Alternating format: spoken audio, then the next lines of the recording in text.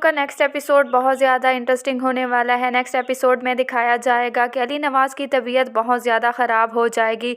अली नवाज़ को जब हॉस्पिटल लाया जाएगा तो ऐमन फ़ौरन ही राहिम को कॉल करके बताएगी कि उसके वालिद की तबीयत बहुत ज़्यादा ख़राब हो गई है। राहिम ये बात सुनते ही फ़ौरन भागता हुआ हॉस्पिटल आएगा। राहिम अपने बाबा को देखकर बहुत ज़्यादा परेशान होगा, वो बहुत ज़्यादा रोएगा। वो इस सब कुछ का ज़िम्मेदार खुद को ठहराएगा। उसे लगेगा कि शायद उसके रवैये की वजह से ही उसके वालिद की आज ये हालत है। अली नवाज़ की हालत बहुत ज़्यादा क्रिटिकल होती है। डॉक्टर भी कोशिश कर रहे होते हैं कि वो अली नवाज़ को बचा सकें, लेकिन वो अली नवाज़ को नहीं बचा सकेंगे। आफिया मैडम का गरूर और आना आखिरकार अली नवाज़ की ज़िंदगी को ही ख़त्म कर देगा। शहरोज़ की सारी हकीकत जानने के बाद अली नवाज़ ने यह फ़ैसला कर लिया था कि वो राहिम को सारा सच बता देंगे, वो सच जिसके बारे में किसी को भी मालूम नहीं था।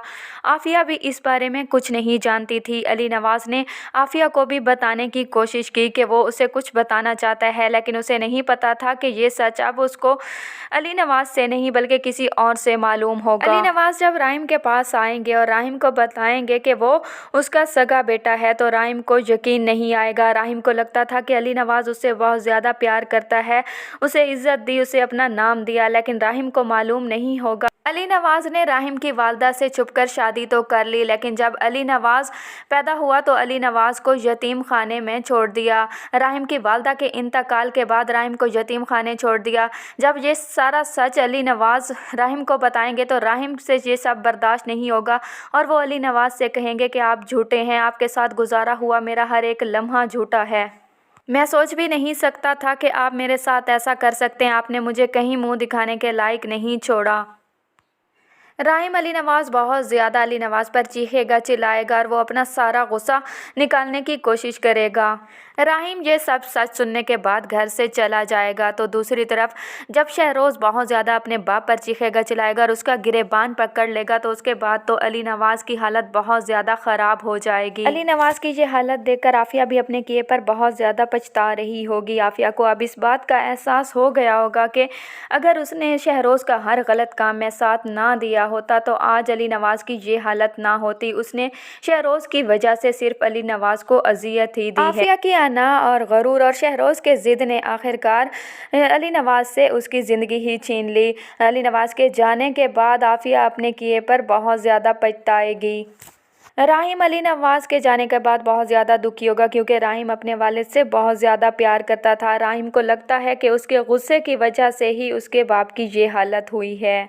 अली नवाज़ ने फ़ारूक कमाल को जो वसीयत दी थी, अली नवाज़ के जाने के बाद फ़ारूक कमाल उसके घर आएगा और वो वसीयत सबको पढ़कर सुनाएगा, जिसमें लिखा होगा कि अली नवाज़ की प्रॉपर्टी का 80% हिस्सा राहिम अली नवाज़ का है। ये सब सुनकर शहरोज़ वहाँ पर बोलेगा और कहेगा कि प्रॉपर्टी में हकदार तो सगी औलाद होती है और ये कहाँ से प्रॉपर्टी का हकदार हो गया। तो फ़ारूक कमाल वहाँ सबके सामने ही ये बता देंगे कि राहिम अली नवाज़ का सगा बेटा है और अली नवाज़ ने ये वसीयत किया कि उसकी प्रॉपर्टी का 80% हिस्सा राहिम को मिलेगा और आफिया और तुम्हें इस घर से जाना होगा।